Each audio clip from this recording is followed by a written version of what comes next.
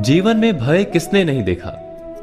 मृत्यु का भय, अपनों के चले जाने का भय, असफलता का भय, हिंसा का भय।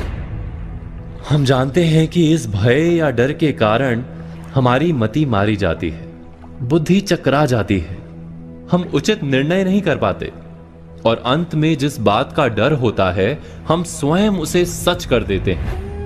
हम जीवन भर भय या डर से लड़ते रहते हैं, किंतु भय से छूटने का कोई उपाय नहीं मिलता। किंतु क्या हमने डर के विषय में विचार किया है? डर वास्तव में क्या है? जिस बात का हमें डर होता है, क्या वास्तव में वही डर का कारण होता है, या डर हमारे मन का भाव मात्र है जिसका वास्तविकता के साथ कोई संबंध नहीं?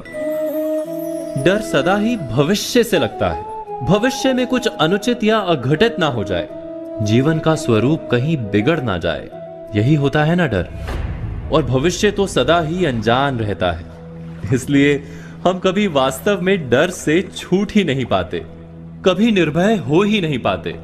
भय हमारे अज्ञान का परिणाम है, क्या ये सच नहीं? गहराई से विचार करने पर हम तुरंत ही जान पाएंगे कि हम जिस अघटित या अनुचित की चिंता में रहते हैं वैसा हमेशा तो होता ही नहीं। भविष्य का क्रम तो हमारे डर से अनजान अपने मार्ग पर चलता रहता है। भय के कारण भविष्य नहीं बदलता, केवल हमारा मन रोग से भर जाता है। किंतु हमारा मन यदि स्वस्थ रहे, हृदय यदि स्थिर रह पाए, तो हम संकट को पराजित कर सकते हैं और जीने का सुख प्राप्त कर सकते हैं। भयभीत मन सुख मिलने पर भी भोग नहीं सकता।